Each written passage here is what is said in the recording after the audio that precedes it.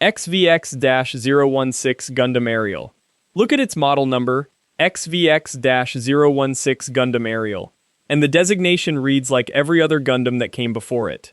The official model designation is XVX-016 Gundam Aerial.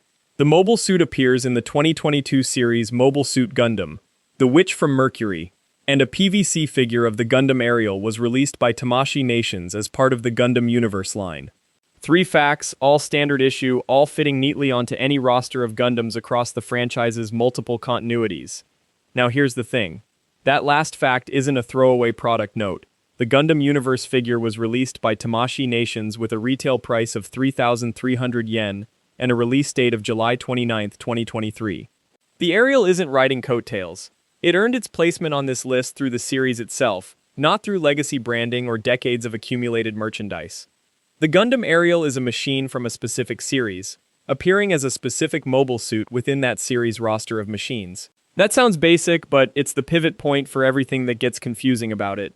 People hear Gundam and reach for the familiar reference points. The RX-78-2, the Wing Gundam, the Freedom. The Aerial is none of those. It has its own designation, its own series, its own context, and the fact that it shares a name with the broader franchise category doesn't make it a variant of anything else on this list. It is itself. And that distinction is exactly where the available facts end. What this means for a single person watching the series is straightforward. The Aerial is the machine in front of them, period. It carries the XVX-06 designation. It appeared in Mobile Suit Gundam, The Witch from Mercury, and a Gundam Universe PVC figure exists as physical proof of its place in the canon. Nothing more needs to be established for it to belong on this list. And before anyone points out that other mobile suits also have PVC figures in the Gundam Universe line, that's a separate question entirely. That observation doesn't subtract from this entry. It confirms the pattern: a machine with a specific designation, a specific series appearance, and a specific physical release earns its spot on this roster through those 3 independent confirmations, all of which exist for the Aerial. None of those facts answers the question nobody has asked yet: why this particular machine from this particular series at this particular moment in the franchise's history was the one chosen to represent the newest continuity. The Aerial is here because it earned its place through a 2022 series and a Bandai product line, yes, but the specific reasoning behind why it, rather than any other machine from that same series, was the one that crossed over into the Gundam Universe line remains unanswered by the available facts. ASW-G-08 Gundam Barbatos. Where the previous entry affected one product release, this one reaches back and reshapes an entire war. The ASW-G-08 Gundam Barbatos is the protagonist mobile suit from Mobile Suit Gundam, Iron-Blooded Orphans. It is one of 72 Gundam frames produced during the Calamity War, and it was built specifically to combat mobile armors during that conflict. Those 3 facts, taken together, describe a machine that was manufactured for a single military purpose during a single historical period, and then sat inactive for years before being recovered and reactivated. One of 72 frames. That number does more work than it appears to. The Barbatos is not a unique prototype or a one-off test unit. It is the 08th entry in a batch of 72 machines, all produced for the same war, all built with the same stated purpose. The Gundam label that makes it recognizable as a franchise protagonist machine was, in its original context, just a production classification shared by 71 other machines. Every one of those frames carried the same military mandate: engage and destroy mobile armors. The common assumption is that this machine sat preserved or abandoned for centuries after the Calamity War, lost to history until rediscovered. That framing treats the gap as accidental, as though the Barbatos simply waited in the dark. The facts cut against that. It was built for a war, it fulfilled that role as one of 72 frames commissioned for mobile armor combat, and the Barbatos was one of 72 Gundam frames built during the Calamity War, which occurred roughly 300 years before the events of Iron-Blooded Orphans. The timeline compresses the gap into something different from what the Lost Relic narrative suggests. That compression forces a specific conclusion: a machine built to fight a specific enemy during a specific war, reactivated in a context where that enemy has been reduced to historical record, carrying the most recognizable name in the franchise, earned its way onto this list not as a relic, but as proof that the war it was built for never fully ended. Subscribe and tell us in the comments which mobile suit you think was the most essential to its series. Let's get back into it. GNW-001 Gundam Throne Eins. The Aerial was a single machine from a single series carrying a familiar prefix. The Throne Eins is a different category of machine entirely wearing the same name. The official model designation is GNW-001 Gundam Throne Eins. Its primary pilot is Johann Trinity, the eldest of the Trinity siblings, and it serves as Team Trinity's lead mobile suit. The Gundam in its name is doing completely different work than it did in either of the two previous entries. The Trinity siblings operate as a three-person unit, and the Throne Eins is the lead suit in that configuration. That makes it the first of 3 Gundams fielded by a single family unit during the same conflict. 3 machines, 3 pilots, 1 family. The GNW-001 designation places it first in the series numbering for the Throne-type units, which means the Eins was not an adaptation or a retrofit of an existing frame. It was designed and built as the baseline for its specific variant, and its siblings were built around it. The situation is about to get worse. Team Trinity is not an independent force operating on its own terms. They answer to someone else, and that chain of command determines everything about how the Throne Eins actually functions in the field. The Gundam's capabilities, its mission profile, and its role as lead mobile suit are all filtered through a command structure that existed before the machine did. Defenders of the Trinity siblings approach will point out that they operated with genuine tactical effectiveness throughout their campaign, that the Throne Eins earned its position through performance. That concession is fair and it is accurate. The Eins proved itself as a lead suit. But that operational success does not resolve the structural problem. The machine was built for, assigned to, and operated by a unit operating under Celestial Being's command structure as its second team. A Gundam built as the lead unit of a 3-suit family platform, achieving its combat objectives under a chain of command it did not set, reveals the design reason plainly. The Throne Eins particularly excels at high-power long-range bombardment. GATX-105 AQM CGX-001 Astrike Gundam. The Gundam Throne Eins at least had a narrative reason for falling short. Its pilot couldn't match its power. The Astrike Gundam has the opposite problem. It's called the most versatile mobile suit in the entire franchise, and that claim is the first thing that falls apart. The official model designation JAT-X105 AX-QM-X01 refers to the base unit JAT-X105 equipped with the AQM-X01 Striker Pack, and this configuration is Kira Yamato's primary mobile suit from Mobile Suit Gundam Seed. The AL Striker Pack optimizes the unit for standard short and intermediate range mobility and enhanced aerial combat capabilities, which sounds reasonable until you see what the other 2 configurations actually do. The Launcher Strike handles long-range cannonade. The Sword Strike handles heavy melee combat, and the Perfect Strike, named for the fully armed multi-assault formation, combines all 3 striker packs at once, AQM-X02 and AQM-X03, into a single loadout called the Perfect Strike. XVX-016 Wing Gundam. That kind of contradictory design carries directly into the After Colony timeline, where the XVX-016 Wing Gundam arrives with a logic all its own, a buster rifle and beam sword mounted on a frame that doesn't believe in flexibility, piloted by Hiro Yui in Mobile Suit Gundam Wing, the series that debuted in 1995 as the second alternate universe mainline Gundam entry. The Wing Gundam isn't modular the way the Strike Gundam is. It has no striker pack system, no interchangeable loadouts, no variant designations, just XXXG-01W, the whole package in one configuration, because the suit was built for a pilot who doesn't need options. What researchers found hardest to explain about the Wing Gundam is what it says about its pilot. Hiro Yui isn't a naturally gifted fighter pushed into a machine beyond his ability, like some of his contemporaries across other timelines. He's a genetically enhanced coordinator pilot with a deeply personal stake in the conflict. LM312V04 Victory Gundam. The Wing Gundam at least had the decency to be straightforward about what it was. A specialized tool for a specialized pilot. The Victory Gundam doesn't even grant you that courtesy.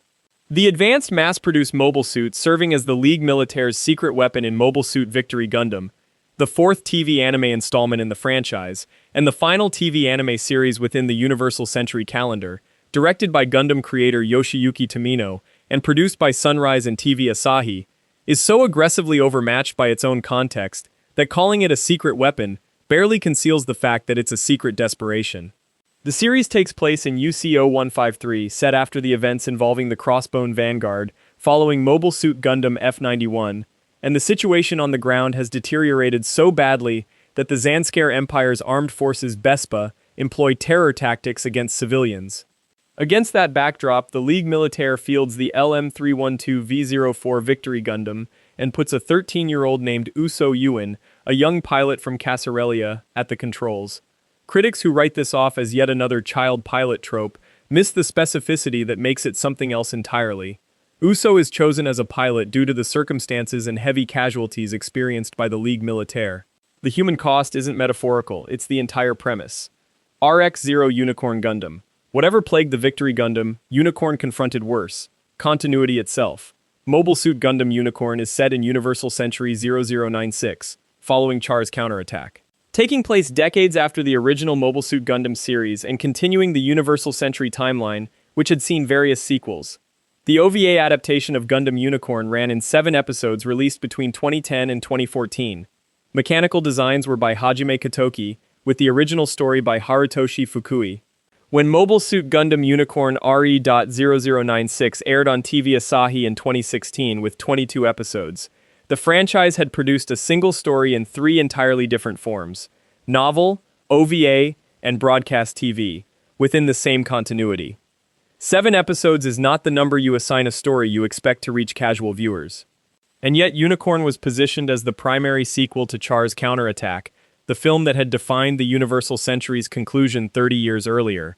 The OVA's extended production cycle, 4 years for 7 episodes, meant that by the time the final installment arrived, the series had already been fully re-edited and repackaged for television broadcast. The biosensor concept established in Zeta Gundam finally had a narrative purpose. The Unicorn's most infamous capability was unlocked exclusively through new-type pilot synchronization, a callback to a system introduced in 1985 that had mostly been abandoned by the franchise's later entries. Unicorn did neither. It insisted that every prior Universal Century story was part of a single locked chain, and that solving one final unresolved element was worth 4 years of serialized animation. The reasonable explanation is that Bandai was building a multimedia event around a novel franchise, not advancing the art of animated storytelling. The OVA's near-simultaneous international release was a distribution experiment dressed up as fan service, and the TV recompilation was damage control for a broadcast model that had already failed. But that explanation collapses against the release schedule itself.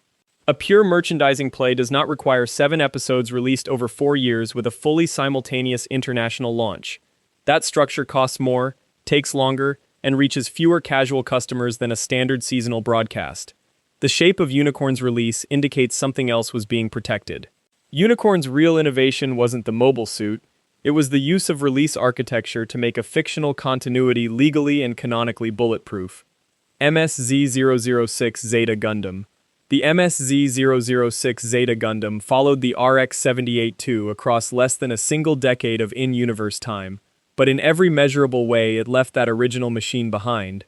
Camille Badan made the Zeta famous during numerous sorties as part of the GRIPS conflict in UC-0088, sorties that accumulated to over 100 missions across 3 years, 3 times the operational tempo of Amuro Ray's entire run in the original series, compressed into a show that ran for only a single year.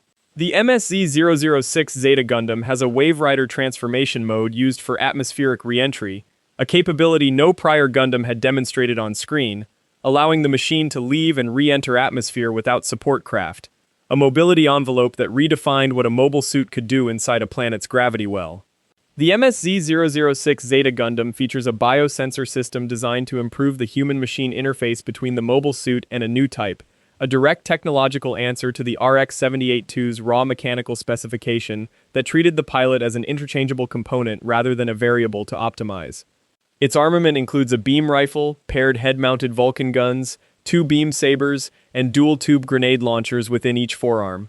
4 weapon systems operating simultaneously in a platform that transforms between humanoid and flight configuration without external pods or optional equipment.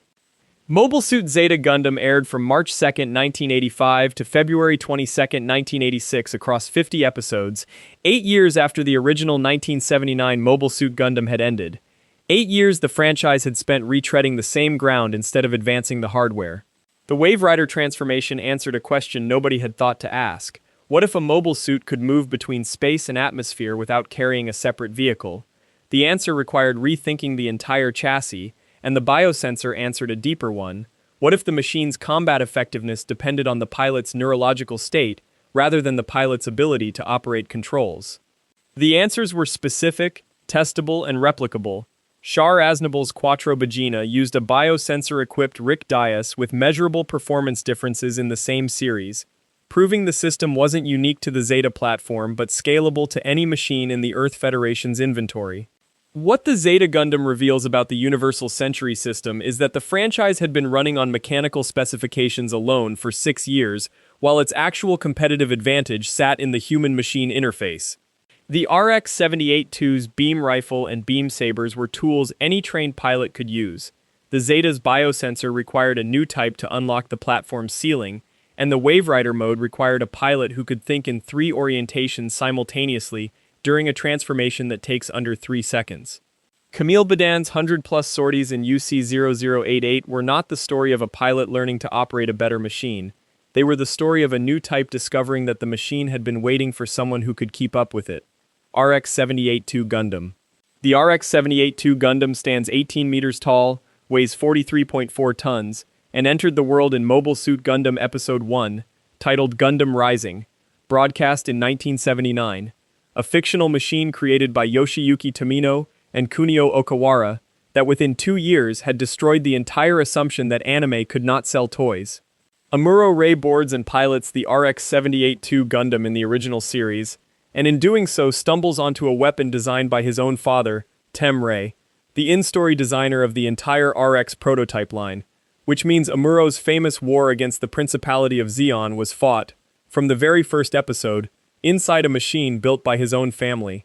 The RX-78-2 Gundam is armed with 60mm Vulcan guns, beam sabers, a beam rifle, a beam javelin, a hyper bazooka, and a Gundam hammer, a weapons inventory so specific and exhaustive that every numbered Gundam that followed would measure itself against it. Mobile Suit Gundam ran from 1979 to 1980 across 43 episodes and initially received rather low ratings, a failure so thorough that sponsors withdrew and cancellation looked certain until Bandai stepped in with a toy merchandising deal that didn't just save the show, it built the entire franchise around the RX-78-2's silhouette. The irony is that the machine which launched a multi-decade multimedia empire was designed to be destroyed. The RX-78-2 sustains catastrophic damage repeatedly across the series. It is a prototype weapon for the Earth Federation that was never meant to survive the war, only to demonstrate what a Gundam could do before the next version replaced it. That disposability was the point. Tem Ray built the RX-78-2 to be a proof of concept, not a hero, and the franchise spent the next 40 years proving it wrong by treating that single unit as the most protected piece of hardware in fictional military history. Every detail the RX-78-2 established became a rule. 18 meters as canonical height, the white and blue color scheme with a single red chin stripe, the 7-piece weapons roster, the new type pilot advantage. Zeta Gundam's Wave Rider transformation exists because someone asked what the RX-78-2 couldn't do and built an answer. Unicorn's biosensor callback exists because the system was first tested in a machine that could not yet use it properly. A pilot named Amuro Ray, fighting with hardware that treated him as an interchangeable component rather than the variable he actually was. The RX-78-2 is 18 meters of hardware that accidentally proved the human was the real weapon system, and the franchise has spent decades building machines sophisticated enough to admit it. ZGMF-X10A Freedom Gundam. The previous suit traced its origins to a single experimental frame from a war fought a decade and a half earlier. The ZGMF-X10A Freedom Gundam traces its lineage to a war that was still actively being fought when this unit was commissioned, a machine built from the direct technological output of that ongoing conflict, fielded by ZAFT as a new generation mobile suit using beam weaponry and phase shift armor derived directly from the Earth Alliance's GATX series. What sets the Freedom apart from those captured design roots is a single system, the Neutron Jammer Canceller. ZAFT's nuclear engine generates abundant energy, enough to sustain high firepower combat indefinitely, but without that canceller, the engine's own output is blocked by the very jammers ZAFT deployed across the battlefield. The Freedom's Canceller removes that self-imposed ceiling. Its armaments, the Ziphius railguns and Balina plasma beam cannons, were engineered to fire simultaneously at maximum output, and the Neutron Jammer Canceller is the only reason they actually can. Official specifications present the Freedom Gundam as a straightforward next-generation upgrade. A new model number, new weapons, a new pilot. That framing is accurate as far as it goes, but it stops exactly where the story gets interesting. What the designation doesn't explain is the engineering logic that made the Neutron Jammer Canceller the center of the entire platform. The beam weaponry, the railguns, the plasma cannons were all selected and configured around a single constraint, which is that ZAFT had spent the entire war fighting with one hand tied behind its own mobile suits' backs. The Freedom Gundam doesn't represent a gradual evolution in beam weapon technology. It represents the first time ZAFT allowed its own engineers to design a frame around unrestricted nuclear output rather than designing around the neutron jammer that had been the war's defining technological limitation from the opening battle. Every other beam-armed unit in the CE-71 inventory was built around compromise. The Freedom was built around the removal of one, ZGMF-X10A Justice Gundam. That design logic didn't emerge from nothing in the middle of a war. The ZGMF-X09A Justice Gundam entered service on March 8, CE-71, operated by Athrun Zala and appearing in Mobile Suit Gundam Seed as Zaft's primary new generation unit for that conflict. Developed by Zaft and catalogued under model number ZGMF-X09A, it was already in the field before the Freedom was even commissioned. From CE-63 through its March 71 deployment, the Justice Gundam existed as the 9th entry in Zaft's new generation series. The machine that carried Zaft's experimental technology across the war's most decisive turning points, carrying the experimental phase shift armor and beam weaponry into the fights where the Earth Alliance's GATX series would either be captured or destroyed. It was the platform that proved the concept worked under fire. By the time the Freedom entered service, the Justice had already absorbed the operational lessons those engagements forced, and the Freedom's design reflects them. The Neutron Jammer Canceller that defines the Freedom isn't a new idea bolted on. It's the engineering answer to a constraint the Justice had been fighting around for the entire preceding period of the war. The ordinary explanation is that the Justice was simply Zaft's first new generation Gundam, and the Freedom was the second, each with its own pilot and role. To accept that on its own terms, you would need the two platforms to have been developed in isolation. The Justice's combat record irrelevant to the Freedom's design choices, the Freedom's technology unrelated to what the Justice had already proven possible in the field. That condition is not met. The two share a technological lineage that runs directly through the GATX-derived phase shift armor and beam weaponry, and the Freedom's defining system only makes sense as a response to the operational limits the Justice had already exposed. What was actually happening underneath the model numbers was a single coordinated research program across two hulls, not two independent projects. XVX-016 Sandrock Gundam. And if that coordination between two machines looks excessive, the engineering logic around the XVX-016 Gundam Sandrock, also called Sandrock and Gundam 04, piloted by Quattro Reberba winner and introduced in Mobile Suit Gundam Wing, makes the stakes even clearer, because here the problem isn't energy output, it's armor. And the engineers responded by piling it on until the suit could barely move. The Sandrock is heavily armored for its role, designed around the assumption that the pilot would be operating in conditions where taking damage was a near certainty, and the frame was built to absorb it. The suit was later refitted for outer space combat as the XXXU-G01 SR2 Gundam Sandrock Custom, a conversion that exists because the original Sandrock's atmospheric configuration couldn't be carried into vacuum as it stood. That refit is itself a data point. A suit built from scratch for space wouldn't need a named, documented conversion program led by a named engineer. The Sandrock needed one, which means the original airframe made assumptions that had to be undone before it could operate off-Earth at all. The Gundam 04 designation, the dense armor package, the post-deployment space conversion, and the fact that all of this was carried out under Quattro Reberba winner's piloting rather than handed to a different operator, each of those is a record of a machine whose design choices were locked in early and paid for later. What the evidence leaves open, and what nobody has answered cleanly, is whether the Sandrock's armor-first philosophy was a deliberate choice to trade mobility for survivability in a specific anticipated combat environment, or simply the engineering culture of the project expressing itself before the operational environment was fully understood. The Mike Howard refit suggests the second reading, that the suit had to be re-engineered for a theater its original specifications hadn't accounted for, but it doesn't prove the first reading impossible. The Sandrock sits in the catalog as a heavily armored Gundam whose heaviness turned out to require correction, and the question of whether that heaviness was foresight or oversight is the one the documentation never quite settles. XVX-016 Gundam Deathscythe. Sandrock's refit showed one kind of commitment to a pilot. Deathscythe shows what happens when that commitment survives even total destruction. It's the stealth-focused suit piloted by Duo Maxwell in Mobile Suit Gundam Wing, also known as Deathscythe or Gundam 02. The 5 Gundam scientists designed and constructed it at a secret facility in the L2 colony cluster, and it holds the position of second of 5 Gundams sent to Earth from the space colonies in the series. But the original unit did not survive intact.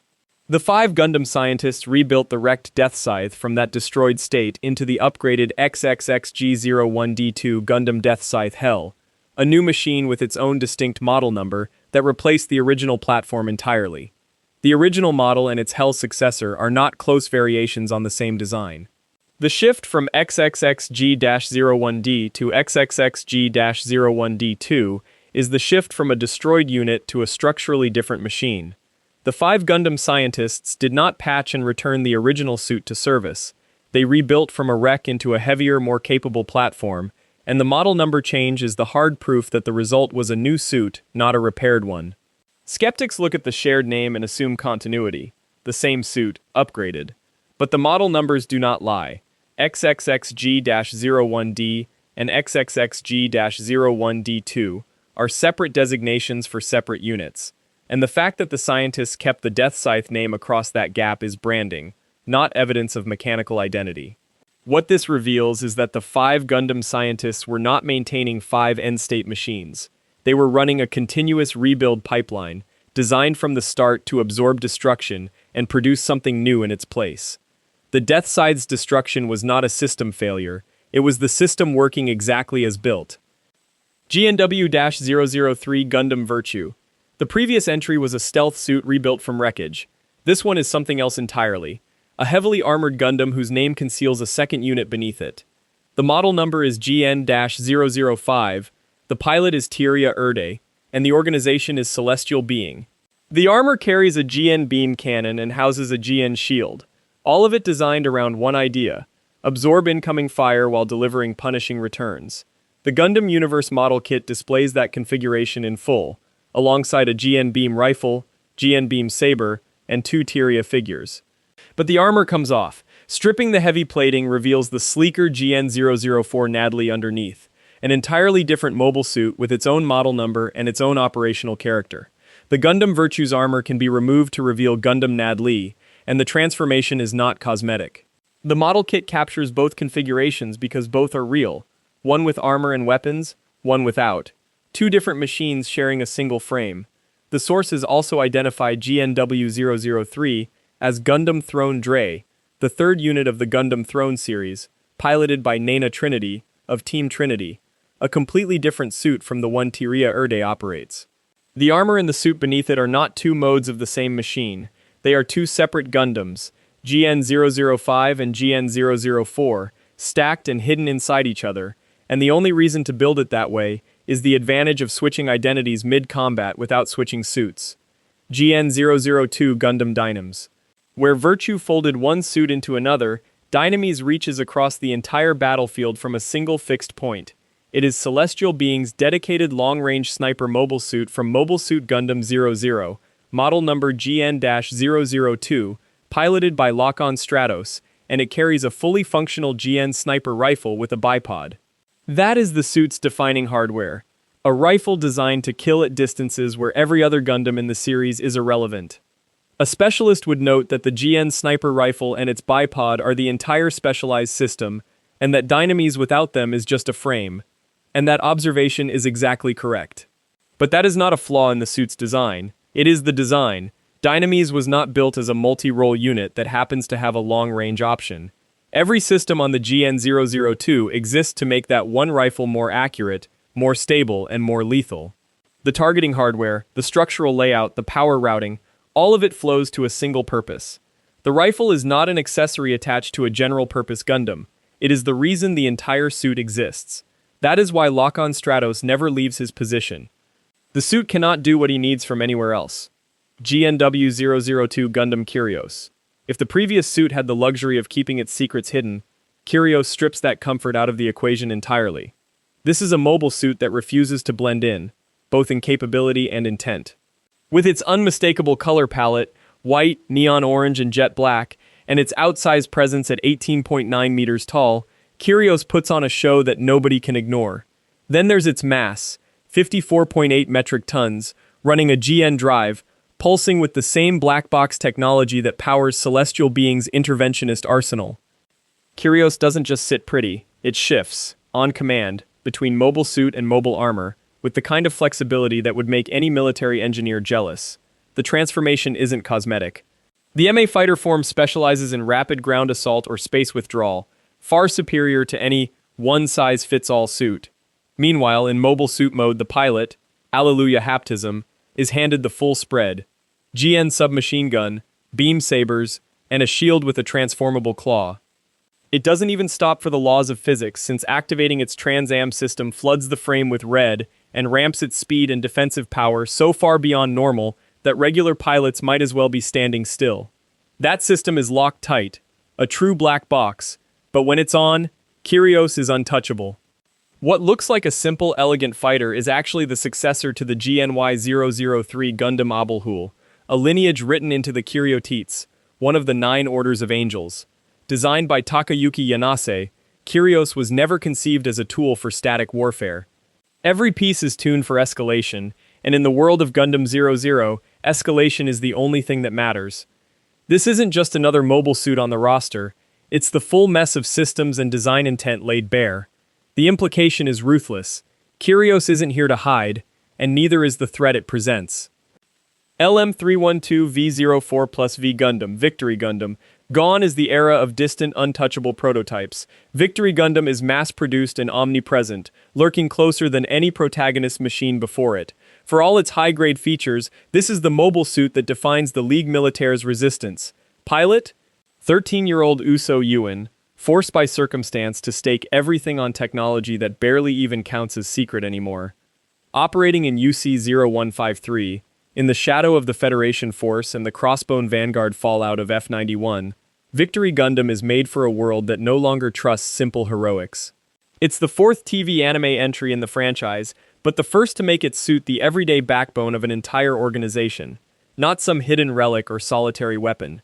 It is made for the Resistance, and the Resistance is small, poorly resourced, and desperate.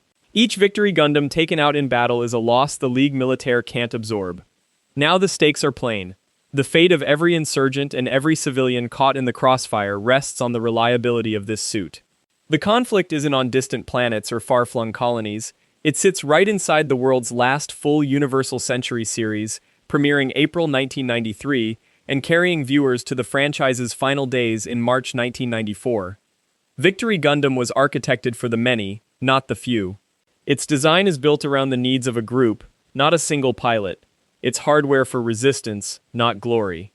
GX-9900 Gundam X. Even as Victory Gundam spread across the battlefield, Gundam X brings escalation of another kind, and it's not subtle about it. The GX-9900, piloted by Garrett Ran in after-war Gundam X, arrives as a limited-run general-purpose mobile suit, but its real claim to fame is an armament that makes every other suit pale in comparison. The satellite cannon isn't just powerful, it is engineered to destroy a space colony in a single shot. Not metaphorically, not hypothetically. One direct hit, one colony erased. The satellite cannon's requirement for direct line of sight to the moon is not a technical challenge. It's a constraint that keeps its destructive force in check.